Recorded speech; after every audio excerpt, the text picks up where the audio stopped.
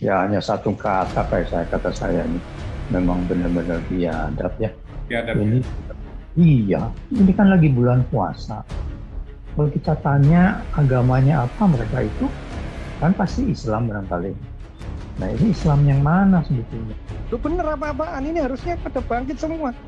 Jangan sibuk semua oligarki ngurus 2024. Giliran ngurus rakyat nggak ada satupun yang berani ini.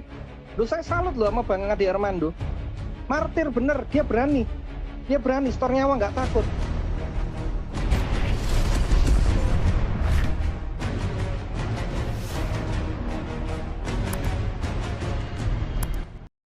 Yuk, Ya, selamat malam Pak. malam lanjut Pak. Ya hanya satu kata kata saya ini memang benar-benar biadab ya. Biadab ya. Ini iya, ini kan lagi bulan puasa. Kalau kita tanya agamanya apa mereka itu kan pasti Islam barangkali. Nah ini Islam yang mana sebetulnya ini? Karena saya tahu Islam itu banyak juga yang baik-baik ya Pak ya. Walaupun terlepas dia salah ajaran atau apapun, tapi banyak yang masih menghargai banyak orang, menghargai perbedaan. Kalau ini rasanya saya kira ini udah bukan Islam, bukan apapun. Saya kira ini anak-anak iblis memang. Udahlah, jangan bilang agamanya apalah. Ini pokoknya saya bilang orang-orang biadab seperti ini memang luar biasa ini. Dan itu Ade Armando itu tadi sebelum demo Pak, sebelum dikeroyok, disiksa itu, dia sempat bicara dulu di TV One Pak tuh. Dia bilang, ya ditanya kenapa dia datang, dia bilang saya setuju nih, harus didukung katanya. Mungkin dalam hatinya dia mau mengambil hati pada orang-orang pendemo ini. Dia juga mungkin tahu bahwa pendemo ini juga nggak suka sama dia kan. Jadi dia suka seolah-olah mengambil hati pendemo ini. Dia bilang saya setuju karena saya juga tidak setuju dengan apa namanya wacana perpanjangan presiden, lalu wacana 3 kali jadi capres presiden 3 kali itu ya. Nah itu saya juga tidak setuju. Makanya saya sebetulnya mendukung katanya gerakan seperti ini. Nggak tahu digebukin di babak belur jadinya. Jadi Dia itu ingin membuktikan Pak, membuktikan, oh ini bulan suci Ramadan ya. Yang banyak demo adalah dari golongan saya, nggak mungkin lah orang ini berbuat yang tidak-tidak. Nah, kalau orang yang berbuat tidak-tidak dan agamanya ada pada bulan suci Ramadan berarti bukan Islam dong menurut versi mereka. Maka itu yang ingin dibuktikan. Kalau begitu siapa? Kan gitu. Maka ini nanti kita tunggu apa statement daripada MUI. Siapa itu yang demo dan memukulin itu? Kita mau lihat. Kalau memang disebut nanti dibantah, oh itu bukan Muslim. Nah terus siapa dong? Berarti mau membentur-benturkan kan? Kita mau tunggu itu. Gitu. MUI ini mas sebetulnya sudah harusnya harus dibubarkan ya. Kenapa saya juga, dan pemerintah kok nggak berani gitu. Padahal sebetulnya Islam yang mayoritas lebih banyak di Indonesia, saya yakin masih bukan yang kadrun pengen khilafah kok Pak. Nah khilafah ini sebetulnya jumlahnya kalau dibandingkan dengan yang bukan khilafah, masih lebih banyak yang benar kok Pak. Cuman mereka sedikit, cuman suaranya kenceng Pak, teriak-teriaknya kenceng. Mereka berani seolah-olah gitu, memang karena ajaran seperti itu. Kalau MUI itu udah jelas, dalamnya itu kan keagungan semua Pak. Si Bakhtiar Nasir, itu kan udah jelas siapa dia. Lalu si ini yang udah meninggal Tengku Zulkarnain, itu jelas lagi. Lalu ada ini juga, apa itu sih, Yusuf Marta. Itu kan ketua PA 212. Semua udah jelas khilafah kadrun. Kok masih dibiarkan MUI ini berdiri? Lalu juga nggak ada manfaatnya juga. Untuk organisasi apa juga dia keuntungannya buat Indonesia ini? Sekarang label haram halal sudah diambil pemerintah. Apa tugas mereka? Sementara masih mendapatkan dukungan dana yang besar dari pemerintah. Jadilah isinya itu kadrun-kadrun khilafah yang justru ini mungkin pusatnya khilafah ada di MUI sebetulnya ya. Cuman saya nggak mengerti kenapa pemerintahan ini kok rasanya malu-malu atau enggan gitu bukan menghabisi lah, artinya mereduksi betul-betul nih khilafah ini. Kalau nggak sangat mengerikan kalau dibiarkan. Kita lihat aja makin bersuara lantang kan mereka. Lalu seperti demo-demo seperti yang tadi terjadi, kok masih diizinkan? Udah jelas-jelas itu arahnya akan terjadi kerusuhan. Masih diizinkan. Lalu polisinya juga bertindak lembek tanpa membawa senjata, katanya, demi humanisme. Selalu itu saja. Humanis, demokrasi, yang ditonjolkan selalu demi demokrasi.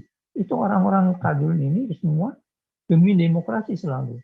Saya sekali makanya sering kali bilang, banyak sekali sudah tersusup pikir khilafah di mana-mana. Kayak YLBHI itu salah satu Pak pendukungnya dari acara tadi siang itu. Dan banyak lagi yang lain, nama-nama yang tadi sudah disebutkan juga oleh beberapa teman, itu betul Pak. Jadi orang-orang itu juga sebetulnya, kok masih kita diam aja gitu, pemerintah tuh kok nggak, kurang tegas gitu menurut saya. Jadi masih apa ya namanya, berkompromi sama gitu-gitu, kalau didiamin itu semakin gila. Indonesia mengerikan. Saya pikir udah waktunya lah, udah jangan pakai basa-basi, jangan pakai demokrasi yang terlalu diagungkan tapi ternyata salah jalan demokrasinya.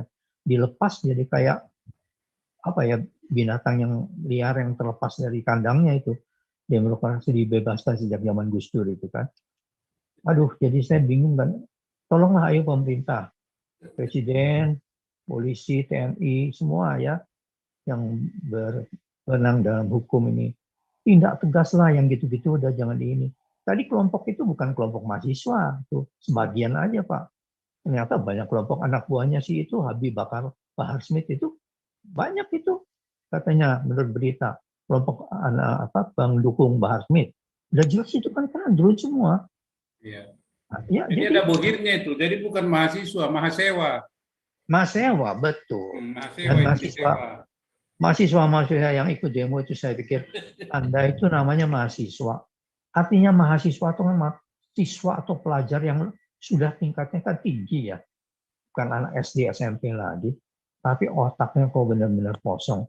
Apa yang Anda pelajari selama ini di sekolah? Kok bisa-bisanya hanya dengan duit 50.000, 100.000, Anda bisa punya pikiran yang seperti itu, lalu udah kayaknya seperti kambing congek, kambing yang dituntun ke bawah, yang dicocok hidung, mau disuruh apa juga mau, hanya demi uang segitunya gitu. Jadi mahasiswa bodoh ini, mereka juga nggak mengerti lagi apa yang mereka sebetulnya mau demo itu. Coba, jadi udahlah. Dan itu sudah terindikasi itu Pak, yang memukuli Ade Armando yang pertama itu.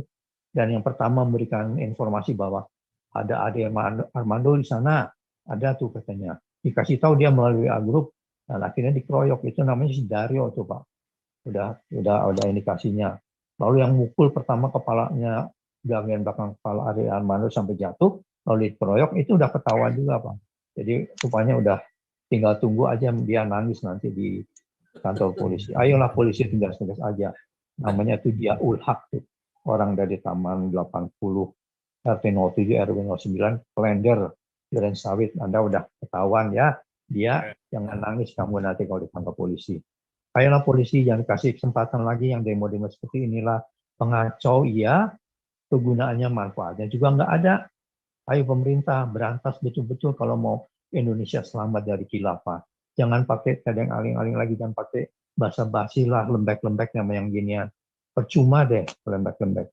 Oh ya, satu lagi, memang ini khilafah ini udah gila Pak. Jadi saya pernah dengar videonya ustadz-ustadz yang kalau kasih ceramah itu, salah satu ustadz yang masih muda Pak, mungkin Bapak kasih tahu namanya Syam gitu ya, yang sering ini kasih khotbah di TV One itu.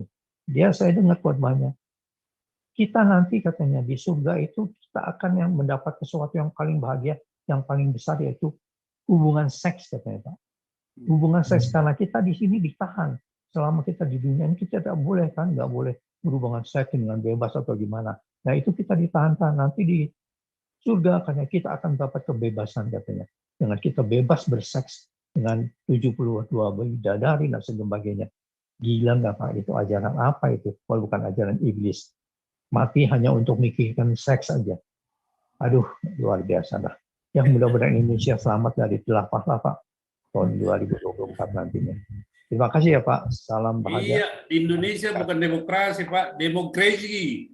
Ya, Demokrasi betul. di Indonesia nih. Jadi menerapkan demokrasi itu gila gitu. Televisinya Betul. juga mau mewawancarai orang gitu, televisi Sontoloyo itu, televisi gila. Betul. Sayang pemerintah nggak tegas, kalau itu langsung cabut surat izinnya itu. Karena Itu. menyiarkan atau mengajarkan sesuatu yang merusak bangsa, cabut. Apa yang ditakutkan gitu loh. Ya, Iya. Menko Pemindahan itu gimana itu? Ya, Nah, jangan itu tidur.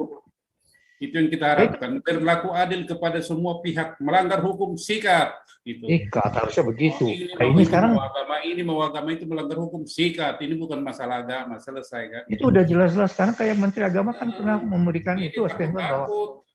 apa namanya untuk menseleksi kan ustadz yang mau kasih itu di masjid-masjid itu dia protes, PKS aja protes itu karena PKS itu harus PKS itu bubarkan itu, anggaran dasarnya itu juga tidak itu salah satu benih Pak khilafah itu di situ Pak. Itu. Selalu pokoknya apa yang pemerintah lakukan yang merugikan kelompoknya pasti dia protes. Bubarkan itu udah harus bubar itu, jangan kasih izin untuk berdiri di PKS. Pemerintah takut, khilafah itu Pak. Menteri Dalam Negeri takut, Menkumham takut, cabut. Semua, iya itu saya heran.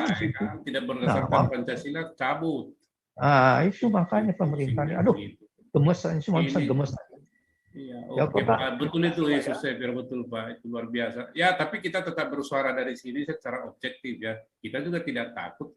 Seperti yang saya katakan, kalau pesannya mereka memukuli atau melibas Ade Armando supaya yang lain takut, oh sorry ya, gagal mereka. Kita akan lebih lantang lagi untuk menyuarakan kebenaran dan keadilan itu. Ya Pak Yesus Severo, lanjut Pak Ardian Sabangun. Yo, makasih Pak. Ardian Sabangun, halo. Keturun apa orang Jawa bilang. Oke, kita lanjut dulu kepada Pendeta Johan Subagio. Pendeta Johan Subagio, silakan Pak. Shalom alaikum. Shalom alaikum. Luar biasa ini. Rahayu Sagung Dumadi, Merdeka Indonesia. Saya baca WA-nya luar biasa nih Pak Pendeta ini. Lanjut Pak Pendeta. Ya, jadi saya mau ngoreksi tadi, saya lupa tuh Pak, suara kebenaran apa siapa. Agama asli di Jawa itu bukan Hindu atau Buddha. Hindu Buddha memang masuk, tapi sebelum itu agama di Jawa itu agama Budi atau Kapitayan. Jadi memang ada kepercayaan sebagaimana di tempatnya Pak Santi Amar ya. Di Tomat ada tuh Pak Malin. Ya, seperti itu yang penting. Jadi ini kan kita di sini kan mau edukasi, jadi mesti sesuai data, itu yang pertama. Nah, yang kedua, menanggapi saya bela sungkawa, kasihan maksudnya dengan Bang Ade Armando. Tapi saya salut keberaniannya beliau. Walaupun vokal, beliau berani turun langsung di lapangan. Gentleman, saya salut itu yang pertama. Tapi kurang bijak karena tidak ada persiapan, tidak ada pengawalan juga. Kalau sudah di lapangan, kondisi emosi itu memang sangat riskan. Rawan sekali provokator. Itu yang pertama tentang case-nya Bang Ade. Nah yang kedua, menyoroti tentang ini PR bagi kita. Khususnya teman-teman Damari, Galarua. Saatnya kita memang bergerak. Karena apa? Kalau nunggu gereja bergerak, itu seperti nunggu lebaran monyet kali. Apalagi itu yang gereja-gereja gede. Loh benar, masa bisa bangun istana di PIK, tetangga loh itu semper, di Priok, di itu miskinnya macam mana. Itu para pendeta gede pada peduli nggak? Gilbert maki-maki Mbak Rara, ngomong diiblis-ibliskan. Bert, lu yang iblis. Sorry, ini fakta, sejarah. Islam, Kristen, Yahudi, Hindu, Buddha itu import semua. Kearifan lokal ini yang sering dihujat-hujat. Betapa banyak gereja pelepasan, dibakar ulos, dibakar Blangkon, Keris. Loh, yang tuan rumah siapa? Yang tamu siapa? Yang kelakuannya biadab siapa coba? Ini tanah orang Sunda. Punden Brunda diinjek-injek. Itu Kang Deddy Mulyadi kan sebel itu. Kang Budi Dalton juga apa-apaan ini? Kalian tuh benar-benar anak cucu kurang ajar. Mau jadi sangkuriang apa semua? Lihat puncak. Buka dong matanya. Emangnya kalian dilahirkan dari Arab? Nah ini loh edukasi begini ini. Yang ada kan sekarang debat Islam, Kristen, Yahudi apa kan digoncang-goncang. Ini Nusantara, Bung, bukan Arab. Silakan kalau mau perang agama di Arab. Artinya apa? Ayo bangkit. Bangkitkan kebudayaan Nusantara. Bangkitkan sekali. Wah, darah saya mendidih kalau bicara begini. Itu kakek, nenek, eyang, opung kalian loh yang mati-matian berjuang ngadepin penjajah semua di 34 provinsi. Masa anak cucunya kurang ajar semua negerinya mau dijual? Saya tuh paling sebel kalau lihat anak-anak muda K-pop tuh, apa-apaan ini. Terus kelakuannya mentalnya begini kan, miskin. Yang di satu sisi apa? Pamer-pamer kekayaan tuh para afiliator, untung udah ditangkap semua. Tapi kan itu apa nggak ngedukasi? Apa nggak yang udah miskin, goblok, lulus juga susah dapat kerja? Apa nggak gelap mata? Dibayar 50.000, 100.000, bodo amat. Gua mau demo, kesempatan melampiaskan emosi, masuk penjara makan gratis. Mana sih yang paling gampang dijadiin teroris? Anak konglomerat atau anak yang nggak bisa makan, keluarganya broken home. Kenapa pada banyak rame istilah open BO? Ya karena keluarganya broken home. Kita nggak bicara masalah fanatik agama, karena terbukti agama tidak menyelesaikan kasus moralitas. Ini koreksi bagi kita bersama. Di mana ini peranannya para tokoh-tokoh ini? Atau jangan-jangan hanya sebatas narasi, sebatas wacana, teori bukan praktek. Bahaya loh ini, benar-benar bahaya. Karena ini sudah menyangkut ideologi. Ini bukan lagi perkara agamamu apa, gerejamu di mana. Darah kita halal semua. Mas, Mbak, Bang, Kak, Pak, Bu, semua halal darah kita bagi mereka. Karena kita bukan dari golongan mereka. Mau sampai dikalungin celurit, baru kita nyadar. Seperti di tempatnya ISIS, Taliban. Apa mau dari sekarang? Ayo bangkit, ini nggak main-main. Ini harusnya panggilan seperti 10 November ini. Bangkit, kepahlawanannya harus bangkit. Kemarin ada isu rame mau ganti Pancasila UUD 45 kembali ke Piagam Jakarta. Apa-apaan ini? Lu bener apa-apaan? Ini harusnya pada bangkit semua. Jangan sibuk semua oligarki ngurus 2024. Giliran ngurus rakyat, nggak ada satupun yang berani ini. Lu saya salut loh sama Bang Ade Armando. Martir bener, dia berani. Dia berani, store nyawa nggak takut. Kalau saya, ya saya kembali lagi. Hidup saya mau berapa kali sih? Ya saya akan meneladani kalau kata Injil, bagiku hidup Kristus, mati keuntungan. Dan saya nggak ngabur kayak Udin. Udin boleh keluar-keluar gitu, dia di Amerika. Artinya apa, Bung? Sama, kalau dalam peribahasa Jawa dikatakan apa? Bali marang sangkan paraning dumadi. Hidup kita mau berapa lama sih? Ujung-ujungnya juga pasti meninggal kok, cepat atau lambat. Apa yang perlu ditakutkan? Apalagi kalau kita udah berani pegang titel hamba Tuhan. Hamba Kristus katanya. Atau jangan-jangan hamba Mammon yang dipakai Tuhan. Karena ini parah, sangat parah. Jangankan Pancasila. Saya prihatin kalau lihat orang Jawa nggak bisa bahasa Jawa. Lucu kan? Tapi bahasa-bahasa asing bisa. Budaya Bapak Ibu leluhur nggak ngerti. Seperti misalnya Bung Santi Amar gimana nih kalau lihat anak Batak, katanya lahir baru, bakar-bakar ulos, opungnya dimarahin, ikut-ikut adat, katanya roh jahat apa. Ya maaf, saya jadi curhat kekesalan. Maka intinya kita di Galarua, Damaris, banyak ini. Oke, salam merdeka, Tuhan memberkati Indonesia, Tuhan berkati Pastor Paul dan tim. Luar biasa Pendeta Don, sebagai memang begitulah kenyataannya ya. Jadi gini ya, kita ini memang sosial budaya kita ini udah dirusak gitu. Udah dirusak, udah sampai ke pintu rumah lah, sosial budaya kita udah dirusak. Yang kita tidak pertahankan. Tapi apa boleh buat, yang penting kita sadari dulu, nanti bukan nanti lagi, ya kita balik gitu ya, harus bangkit untuk melawan gitu, nggak boleh dirusak.